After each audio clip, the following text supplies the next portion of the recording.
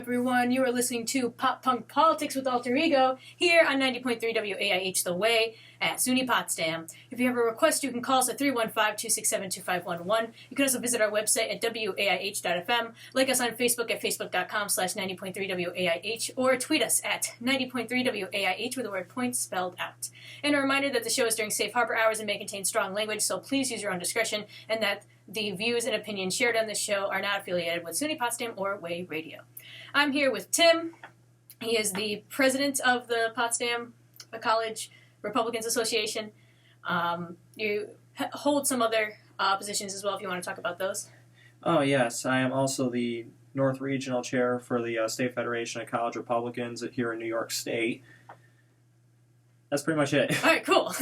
I always forget that one. I know you were something else, but that's like the bigger position, but I can never remember what it is. Doesn't make me the biggest fish in the pond, so. Well, true. But he's here today to have a nice post-election discussion with me. I'm going to ask him a few questions that I don't actually have written down because I just want to have a conversation. I think it's important in this time with such a crazy election, I would say. Yeah, without a doubt. Yeah. Tim was here with me last time I did an interview before the election. This was back in the primaries, I believe, because we were talking about. Yeah, I voted for John Kasich in the primaries, and look where that went. Yeah, well, he did better than I thought he was going to do, honestly. Agreed. I mean, just in general, not even in New York, but in general. I thought he did a lot better. Like, I had never even heard of him prior to probably leading up to the New York primary, and then, Well, I think all considering, I talked to a lot of people about the election, and I know we're just diving into this lickety split, I guess, but I think a lot of people, especially you agree with me, or one of my friends who graduated, that I would have rather seen a John Kasich and Bernie Sanders election rather than a Clinton and Trump. I don't think anyone expected a Hillary and Trump election, and I don't think anyone wanted a Trump and Hillary election. Obviously, that's not true because, majority of people wanted it, apparently, because it happened. But, you really got to wonder it. It's crazy how it turned out. Yep, indeed. So we'll get right into the questions. So you mentioned last time that you were on my show that you were not a Trump supporter, but when it came to it, if it was going to be Trump and Hillary, you would have to go with Trump. You don't have to say who you voted for if you're not comfortable with it, but did that really still stand true for you when you found out, that's what it was going to be? Or did you think, well, maybe there's third party, maybe that's an option? I'll be honest with you. Where to go with this? No, it's crazy. I did consider third party. Believe it or not, there was a lot of people who in New York State that would have considered third party, but and there was a huge mess. My last time I was here, I had there was a guy that was chair of the New York State Federation. He actually got hired to work on the Trump campaign, but before he went off to work, there was a chapter out of Cornell University who openly supported Gary Johnson. He was the Libertarian candidate, and when they openly endorsed him, the Federation had a vote to terminate their charter within the Federation.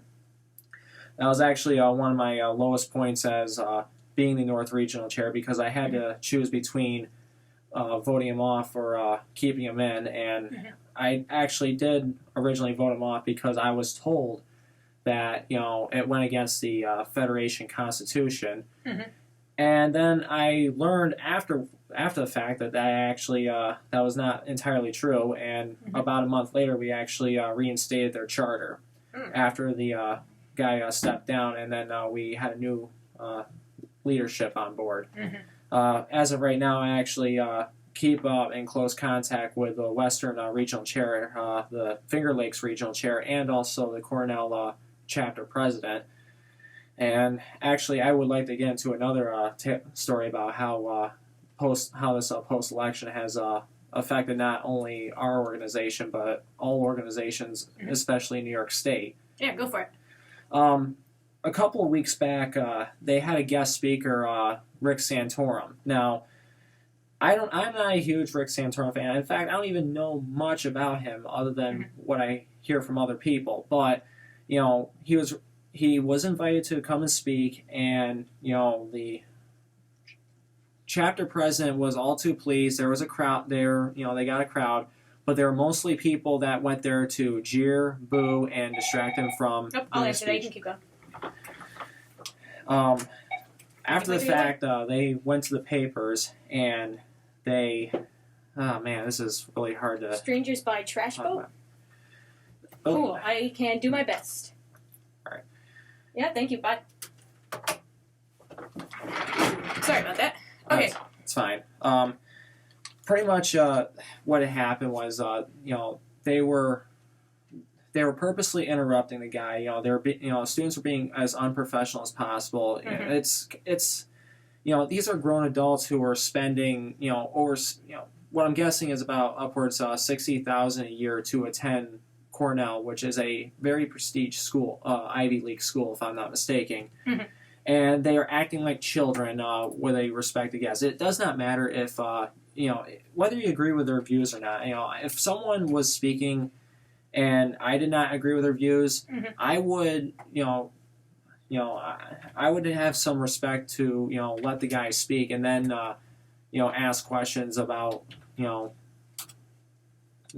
their policies, why they went with their policies that could have harmed instead of just interrupting and being disrespectful. Oh, I totally agree, and I think that a lot of what politics is nowadays is just a screaming match between people, between the two different parties, and I think that's ridiculous. I think that's kind of what caused. This kind of leads into another question I had, but I personally think that's what kind of caused the Trump and Hillary election. But my question was going to be, what do you think caused this? Because the way I see it, not a lot of people saw this coming. Obviously a lot of people wanted it, though. So what kind of caused this, the Trump and Hillary election of a lifetime? Yeah, so if I actually put up my theories, I think it'd be in a straitjacket. But whatever. Well, I don't think there is a correct answer with this question. I think that's how strange it is, that it happened. Well, It's really hard to talk about because, honestly, I've put my theories out there and I've been, not too many people pay attention to what I put on Facebook, but when they do, they are so, they're the ones that are so quick to, criticize what I say, and,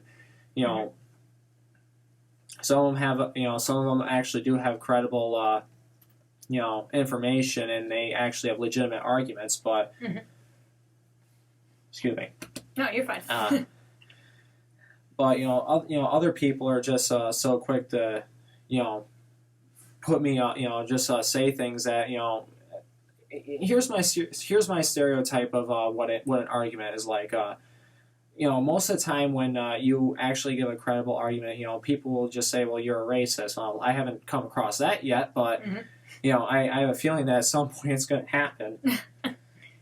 And, believe it or not, there are there are things that people do that make no sense whatsoever. I have made arguments where why would anyone want to vote for Hillary Clinton when let's go group by group here. I hope I'm saying the correct terms for this because I don't want to. That's fine. All right. I don't know anything, or I don't know anything. I don't know everything either. So. All right. Take the homosexual community for example. Yes, a majority of them actually endorse Hillary Clinton. I actually question why that happened because, for up until 2 or 3 years before she actually ran for this campaign, or around the time when I think it was 2012, I believe, she had She was openly against gay marriage. There were video clips of her saying that she believed that marriage is sacred between a man and a woman. Yep, I've seen those. And why change? Why yes, people change their attitude, but change their tone. But she's been hard on it for so many years. In fact, her husband passed DOMA and Don't Ask, Don't Tell, Mm-hmm. and she never went to an uproar about it. She was very supportive, just like she was supportive of NAFTA. And look what happened in 2008 when she said that it killed jobs. Mm-hmm. Yeah, and she's had other stances as well that she's just kind of flipped on. And that's not diminishing anything that Trump said, because Trump has been back and forth on multiple things as well. I think both of them are at fault for that. I agree. Take some of his policies, for example.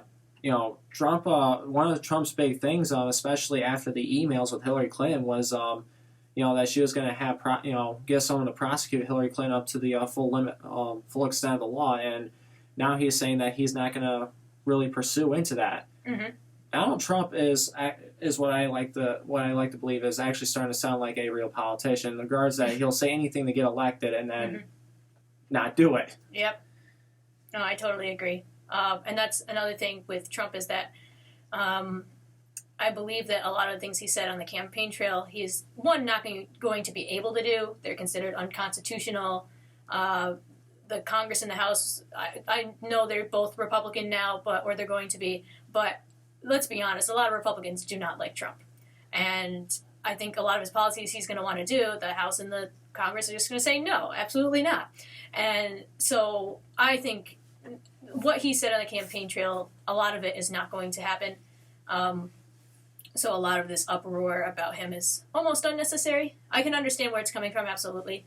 But, I mean, that's just my take on it. And it's kind of what we're starting to see because a lot of his policies, you look at his 100-day stance and, the wall is still in there, but is he really going to be able to build the wall? I don't know. But, I mean, that's one of many topics, so. I honestly think the only... to be a little optimistic about the Trump presidency, maybe he might help the economy out, and obviously other people have different opinions about the economy. I know people on the left said that the economy was doing great when Obama was president, but the way I see it, we have a national debt that's almost climbing to $20 trillion. I think honestly we're past a point of no return where we can fix it, but maybe we can possibly get unemployment down, and bring jobs back into America. I when I look at jobs, and when I think of democratic policies, I look at New York State. New York State has the highest property tax, business tax. We are the least friendly to anyone, that wants to do business here, and this state's been under Democratic control for so many years, and it's mostly because of New York City. No offense. Yeah. It's very obvious that, I don't even think this is an opinion at this point, it's very obvious that New York City controls New York State, which I don't agree with. I think that's a little trash, but, that's just how it works. There's such a large population there, and that's why. So. Oh, that's why we go blue out almost every... It's not just New York City. I mean, there's other major cities in New York that, That go blue. Oh, yeah, absolutely. Yeah, I live in between Rochester and Syracuse. There's also Buffalo. There's also Albany. There's also Binghamton. You also have, in part, Plattsburgh. I'm not putting most of the blame on New York City itself, but, due to its high population, that's why when it comes to the Electoral College, we always go Democratic. It's the same thing with California, with L.A., San Francisco. Oh, yeah, absolutely. But, the thing is, though, upstate New York is always suffering. And, I've seen cases where, where Albany allocates all the tax dollars that comes from taxpayers. Almost recently, city of Rochester, the Rochester area, rather. Their infrastructure and bridges are in such disarray, and, you figure that the state would allocate tax funds to repair them. No, instead they send to New York City so they can, do what they at will. The Southern Tier, counties like Allegheny County, for example, Southern Tier is suffering the worst. And honestly, Central New York is not better. I mean, being from a rural area, you see the impact of Albany politics, and honestly, I think that's one of the reasons why and just looking from that point of view, I mean, if you look at a map of the entire map of the whole United States of who voted for Trump and Clinton, you'll see predominantly rural areas are sick of policies where they don't get a voice, and it's mostly these major metropolitan areas. Mm-hmm. Yeah, I was actually watching a interview with. There's a show on Netflix called Chelsea. Everyone should go check it out. This is not sponsored by her, but it really should be because I love her so much. But she was a super Hillary advocate, and but she mentioned that, or she brought someone on her show or whatever that mentioned that, if you go to these rural areas in places like Ohio, where, swing state, they voted for Trump, you go to these rural areas and they say, look what's around you. There's no jobs. Everyone's suffering. Like, we're hurting and no one's mentioning us. No one is mentioning us. And, Trump was the person to mention them and to bring, like, hey, you have a problem. I want to fix it. He was the only one to really mention that. And, I think that's what hit a lot of people and what's kind of caused those swing states to go the direction that they did. So I find that really fascinating that you bring that up today. Anyways, I think this is a good time to take a quick break. We'll play some music. But first, as many of you may have noticed, there have been an awful lot of people who want to hire you via your school email and are willing to pay you $324.19 per week for some vague and uncertain task. Oh, and they also need your banking information and social security number just for HR purposes. Sounds too good to be true? Well, that's because it is. Your friendly college radio station 90.3 WAIH would like to remind you that it is never a good idea to give away your personal information or passwords over email, especially to an unverified sender. Also, be sure to report any incidences or attempts of identity theft or phishing to university police. Be careful and don't get scammed. Also, are you interested in SUNY Potsdam happenings of all kind? Do you want to be involved more with SGA and to make your voice heard? Are you struggling with a concern or an issue on campus? Then you should check out Campus Affairs, a weekly SGA committee that meets to discuss new and ongoing events, student grievances, and more. Anyone is welcome to attend and speak their mind regardless of whether or not you are a member of SGA or any SGA-related organizations. Meetings are held weekly on Tuesdays at 4 p.m. in the Fireside Lounge in the Union upstairs.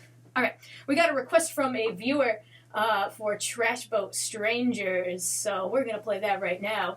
Take a quick break, and then we'll be back to talk more about this post-election discussion we're having.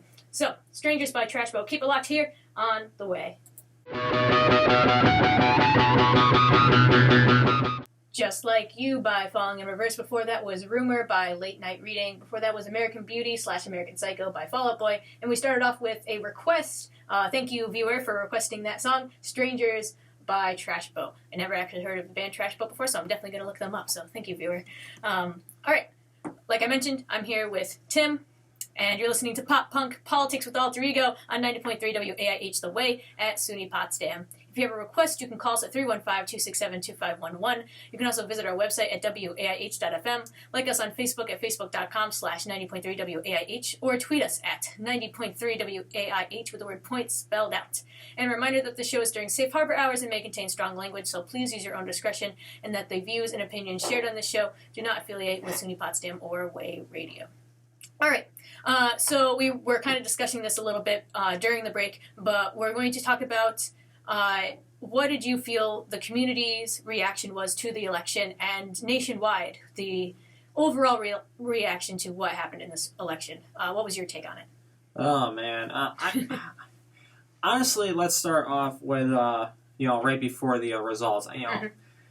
I kind of thought, even though I did not like Hillary Clinton, I actually thought that she was going to win the election. And, Mm-hmm. Obviously I'm pretty sure pretty much about 80% of the campus here was hoping for that. But Mm-hmm. Obviously that did not happen. Instead, Trump won. And my Lord, I could write a book on individual reactions that I saw on social media, in public, and on major network news. That's the big one right there. Oh yeah, without a doubt. I actually had a goal to keep my mouth shut on social media and in public Mm-hmm. for as long as I possibly can. I could not go a whole day without losing my mind because of what people said on social media about how disappointed they were. But then they started playing the blame game. Mm-hmm. blaming whites, blaming white men, blaming racists. And I actually seen some go as ridiculously as far as blaming the state of Florida. I remember having a blowout on social media saying, you know what, if you want someone to really blame for it, blame the Democratic National Committee. Mm-hmm. And here's why. Believe it or not, I was never a big Bernie Sanders supporter, but I thought he would have made a better candidate because, he was more ethical in his work. Mm-hmm. But instead, the DNC threw him under the bus. There was leaked emails about it. Everyone remembers that. And a lot of people were not too happy. In fact, I remember, videos of people protesting outside the Democratic National Convention where there was fences put up everywhere to keep people out, ironic. And, they were chanting, and I quote, "Hell no, DNC, we won't vote for Hillary," over and over again. And, it just baffles me that, people are so quick to blame, these people. And, yes, Hillary Clinton won the popular vote, but, obviously... not by much. It was like 300,000 votes? Actually, it's climbing up to about over 2 million, if I'm not mistaken. Oh, really? Okay, yeah. Maybe I'm thinking so. Maybe that was when it first came out. I haven't checked it since then, so... Oh, yeah, it was first when it came out, but, Now it's more of a majority. Okay, I didn't know that. So good to know. Well, you have to really think about it. It's not the first election in U.S. history where one candidate got the popular vote but still lost because the other person didn't. Correct me if I'm wrong, but it was one of the more recent elections where a Republican won the popular vote, but then a Democrat actually won the Electoral College vote. Because this is my stance on it: is that a lot of Democrats after the election said, this is why we should get rid of the Electoral Congress and blah, blah, blah, blah, blah. And I guess my response to that, playing the devil's advocate, is, well, your candidate won the Electoral Congress vote just a few years ago, and, if it was the popular vote, it would have been the Republican, and you didn't say anything about that, And to be clear, Republicans said the exact same thing back then, too. We need to get rid of the Electoral Congress, but... I don't know if it was that recent, but I would agree with you. If it was the other way around, then yes, Republicans would be calling for the end of the Electoral College, and the Clinton supporters would be saying, "Quit acting like a bunch of babies." When I say recent, I mean like Bill Clinton to today sort of area. I'm not sure, but I don't know. I may have read that somewhere, but I know that's definitely had to have happened in history, regardless. So. Well, I believe I believe the biggest known election was Hayes and Gillen. I think it was the election of 1876, I believe. Oh, so super recent. Maybe I'll look that up. I'm a politics major. Granted, I don't know. No, you would know better than me, definitely. But I don't know. I remember reading that somewhere. So, but regardless, it that was kind of their reaction to it. Was we need to get rid of the Electoral Congress, and it's like whatever. But as far as public reaction goes, the thing is, I would like to play devil's advocate with that because I'm very disappointed about how Clinton supporters reacted to the Trump victory, doing the blame game, protesting in mass numbers, and going as far as beating up Trump supporters. And granted, it's no different from Trump supporters after the election. Allegedly vandalizing property and spreading hate speech. But I also heard stories about how some of that stuff was done by Clinton supporters to, start up violence. You hear different sides of the story. You have people provoking violence to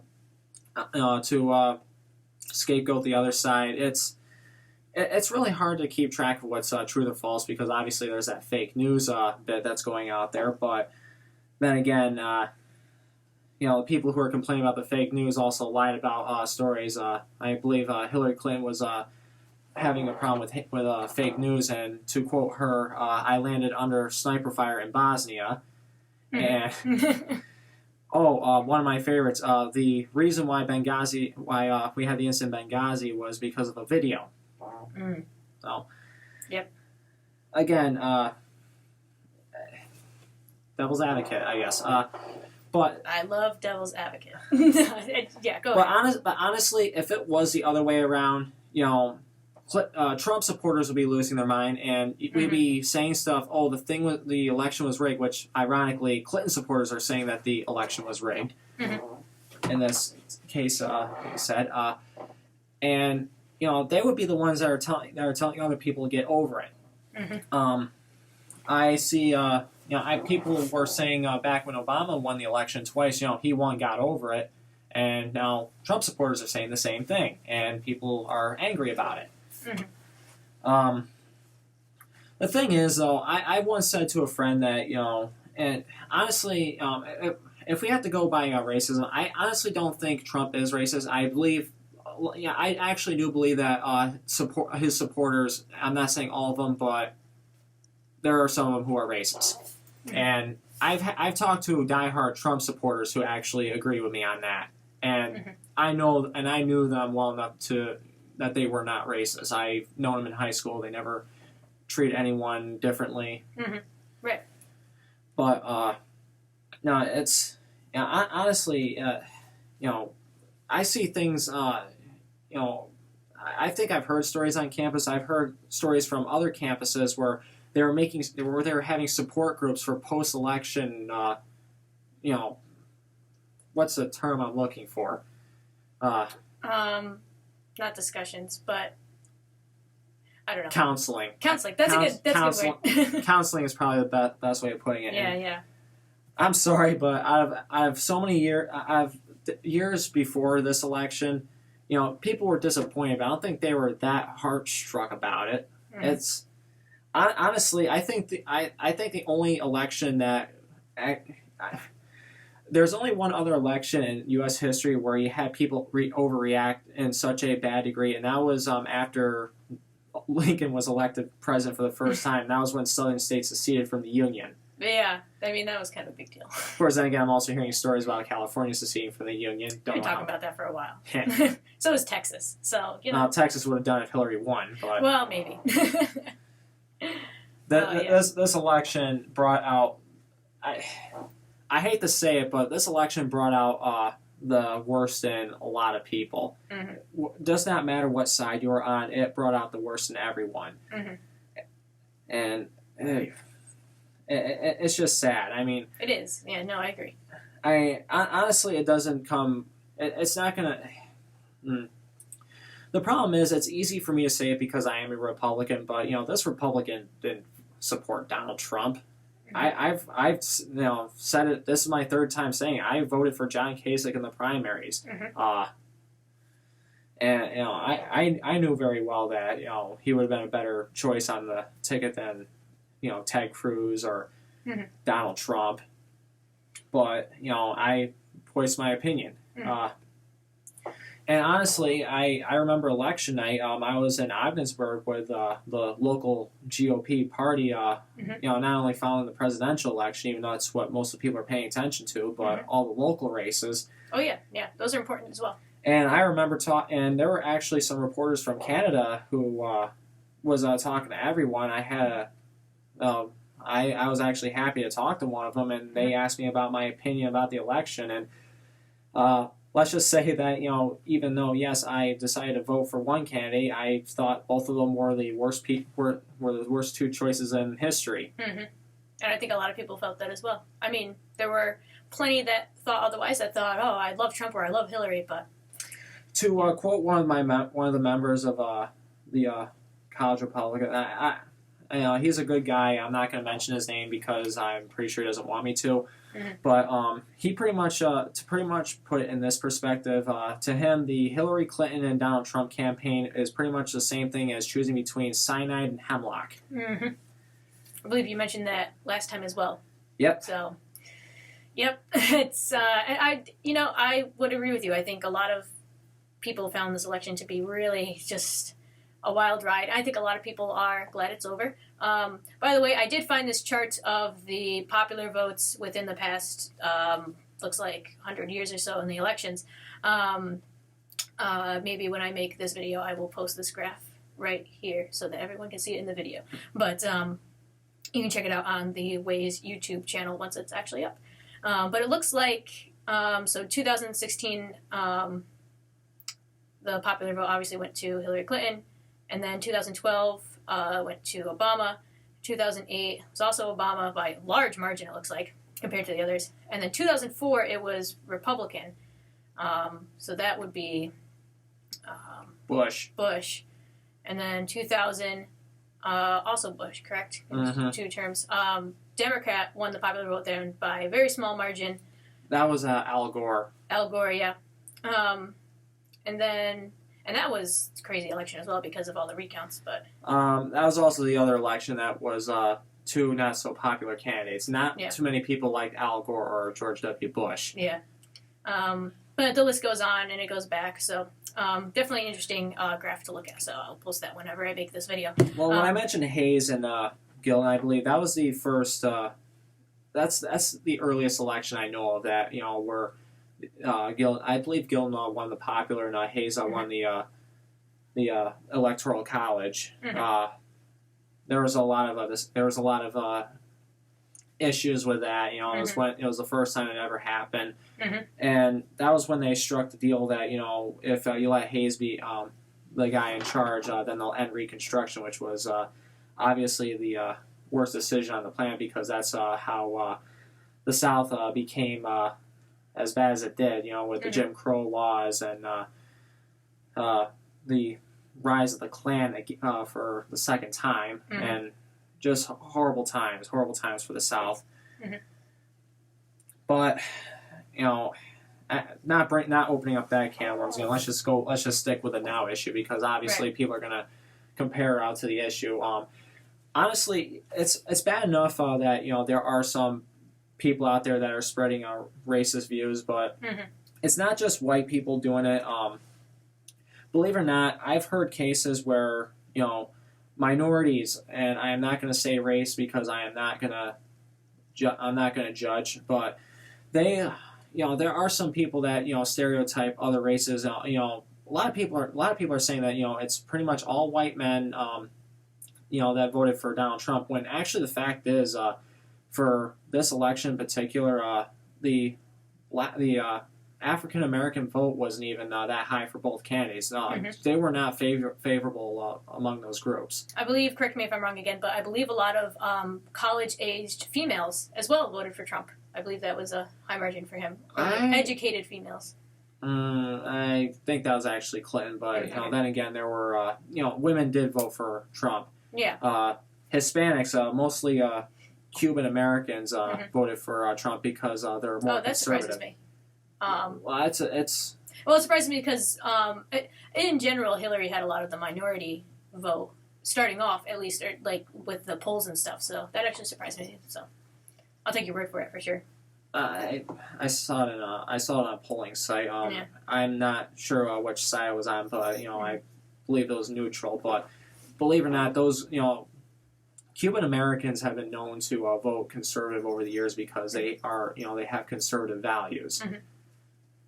But then again, that could be up for debate, and if anyone wants to show me anything, fact check would be great. I try to fact check myself, but it's I kind of joke about fact check. I remember watching debates where Hillary Clinton said, go on my website to do fact check. I'm sorry, but if you're gonna, if I want to fact check what someone says, I don't go on a president on a website on the opposing party's site.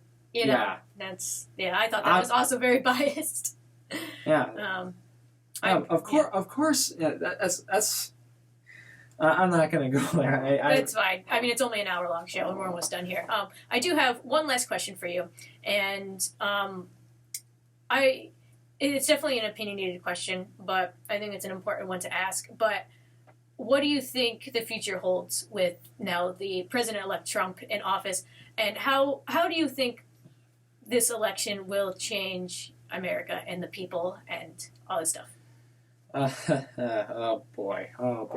I know you're not psychic, so it's not like you can predict anything, but I once said that I'm pretty much on the view that it does not matter if Trump or Clinton won. I still think this country is doomed, but if I have to if I have to be any chance optimistic, maybe it could benefit the economy because The guy is a businessman. I mean, people are going to argue, oh, he went bankrupt a few times. Like, he owns, thousands of businesses around the world. Some of them are bound to go under. It's. Oh yeah. But I think there was a quote that was like, for every 7 failures, there's always 1 success, and that 1 success is what kind of, that's the bigger deal, basically. I totally botched that quote, but it's something along those lines, like, you need failures in order to succeed. But it's oddly enough, maybe I should have done my senior seminar paper on this instead of whether Korea may reunify in the future. Spoiler: it's not going to happen for decades unless there's a regime shift. But I don't know. It really depends on how the people are going to work with the president-elect. I mean, if people are still going to act sour towards this, there's not going to be any progress. Certainly, we're a divided country. We're divided between liberals and conservatives. I'm not going to mention the party because honestly, the parties are kind of blurred in my opinion. And we just don't have there. I don't see any momentum to work together to better the economy. We're just going to stick. Most people are just going to stick to their ideas and not listen to other views to help build this nation.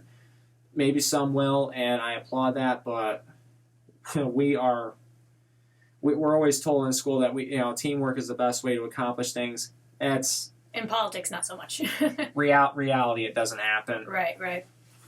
I like to hope that it will. I like to hope that if anything comes out of this election, that it will be more open discussions about the election, and mostly because I feel like a lot of Democrats just want answers. Why did this happen?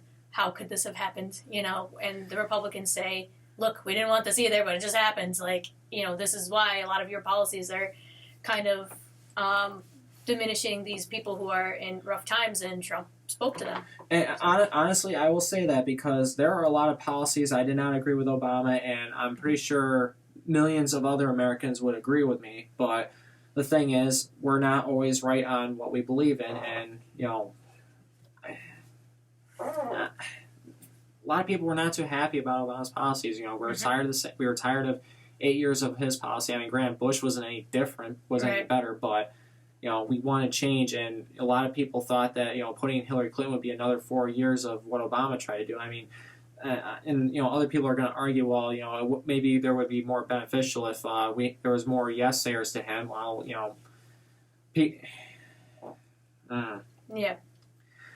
The thing is, one of my biggest preaching points is that more people need to get involved in politics so they can put whoever they want, so they can. So they don't vote for Harambe. 11,000 people voted for Harambe, a dead gorilla. Like, why? I don't understand. I believe it was Louis Black. He's a well-known comedian who said that popular polling said that 13% of people would rather see a meteor crash into Earth and wipe out all of civilization than to see Hillary Clinton or Donald Trump in the White House. Thank you and good night.